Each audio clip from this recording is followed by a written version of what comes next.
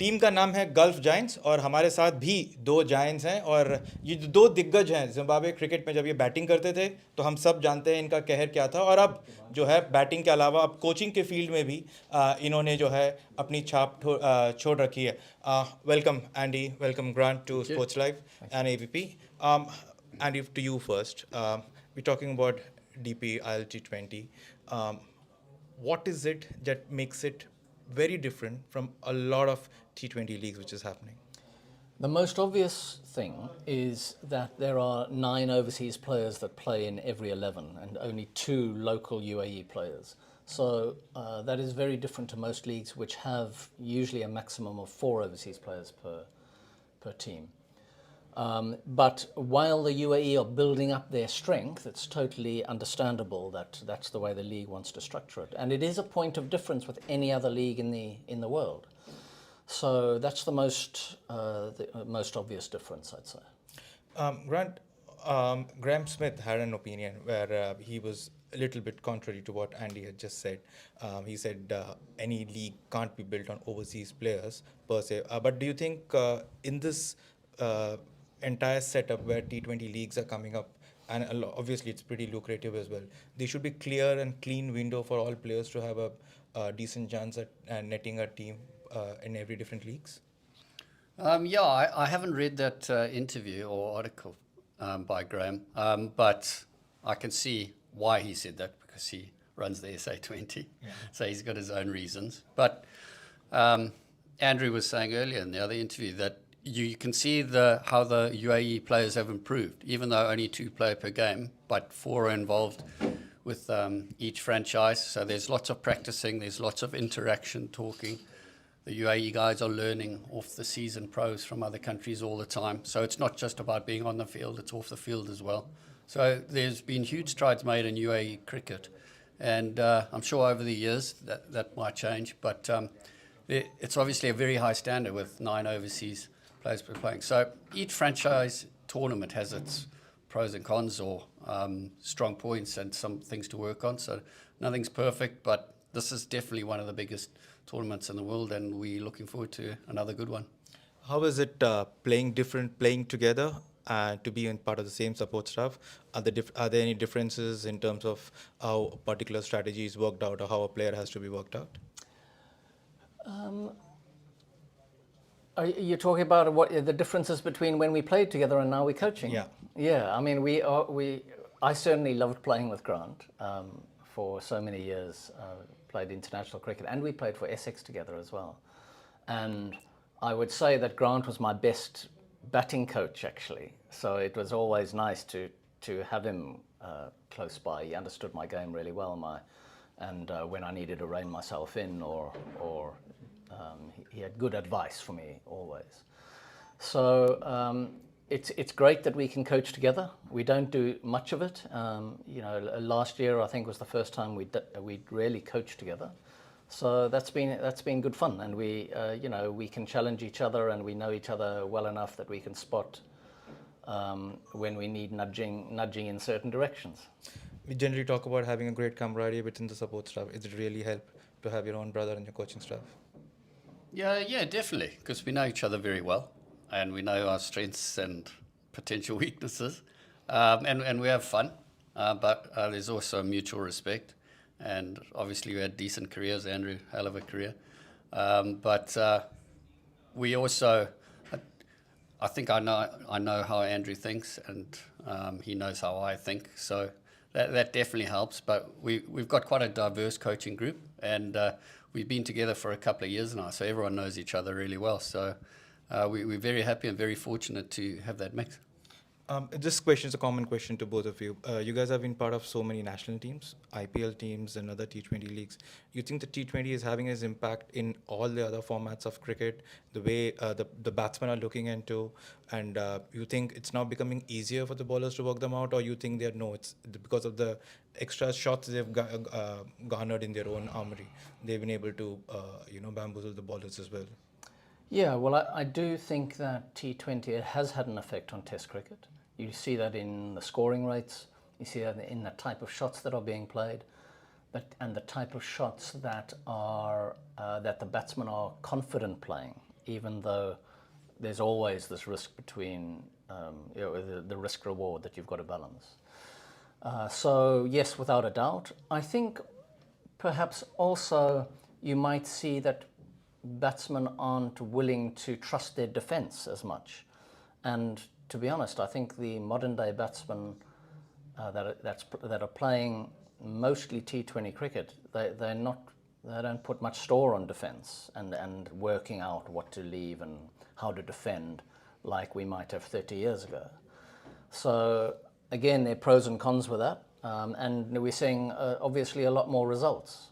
So that's exciting. It's exciting to watch, and the teams are put together to put on entertainment for the crowd. That's a very important part of it, obviously, and so it's very entertaining Test cricket at the moment. Just taking on from where Andy said, do you think this extra aggression against the bowlers, is that the way to take on the opposition, or is that, like he said, may also be to hide their own deficiencies against playing a quality attack? We saw someone like Sam Constance just try the reverse scoop in the first over of the Test match. Yeah, it's interesting. It's definitely more. It's probably more entertaining these days because there's much more aggression and the game's played at a faster rate. And like Andrew said, it's about entertainment in the Baz era, etc. But I don't personally think the batsmen do trust their defences as much, and they don't work as hard at it because they're looking to be more aggressive. They're looking to play more attacking shots, and probably some of the coaching also. There's more emphasis on attack than defence, but that's why a lot of the Test matches aren't going 5 days anymore, even though they're still playing on very good pitches. But if that's what everyone wants, and that's, you sort of got to go with the flow a bit if that's what the current climate is in world cricket. Final 2 questions, and I can't leave both of you without asking on Pakistan and on Virat as well. So I'll start with Virat first, and to you, what is wrong with Virat? Or is there anything actually wrong with Virat? Or have we just been talking too much about how he's become, just a walking wicket outside off? Well, I'm not in their dressing rooms, and I'm not going to pretend that I was. I know Virat a little bit better after my first season with RCB, and I really enjoyed my interactions with him. He was a brilliant professional, and he was brilliant with the team, actually, I thought. We had a really tough start to our IPL season last year, and we were able to turn it round because of the internal leadership in our dressing room. And he was a very big part of that. He's obviously a big character, high stature, respected by everyone in that dressing room. And that's how he carried himself. And he spoke brilliantly whenever it was appropriate for him to step in. And he played brilliantly. He even showed signs of improving his game last year during the IPL. So I've got tremendous respect for him. I really enjoyed working with him, and I look forward to getting into T20 cricket again with him in a couple of months' time, and I expect him to score a lot of runs for us. A lot of speculations going on about Virat, that it's time for him to call it off. You agree, or you think getting back to RCB leadership could probably spike him up again, and he's got a lot of cricket left in him? Well, he's in his mid-30s, and he's super fit. From what I understand of him, he's super hungry. So I expect a lot from him in the near future, and he's still got a future in international cricket, absolutely. Grant, your thoughts on Virat? Well, Andrew knows him very well. He's been a great player to watch and still is. Everyone goes through periods where they're not scoring the runs they probably should. I saw Ricky Ponting's interview that maybe he needs a little bit of a break. Sometimes that's what players need, just to get away from the game and relax. And then I saw like Ravi and Sunny, they say he needs to play some domestic cricket. But looking at the schedules, there's hardly any time. I think if he did play domestic cricket, he'd probably have one Ranji match or something before the IPL. So it's just the period. So everyone's got different opinions, but like Andrew said, he's a class player, and he's definitely still good enough to play Test cricket, in my opinion. One more thing which is common between two of you is the Pakistan cricket team. what is it that makes Pakistan cricket setup so wonderful to watch, but so difficult to, and sometimes very, very frustrating? Well, my involvement with Pakistan cricket has been more with the PSL. Obviously, I played against them a lot as a player, and I watched them a lot. I think they are a very exciting team to watch play any type of cricket. They've got an abundance of talent in their domestic system. They always produce quick bowlers that are exciting and fun to watch, and have genuine pace. And usually some bowlers with some sort of mystery as well. You know, we loved playing against Mushtaq Ahmed during our careers, and then enjoyed working with him as well as a coach.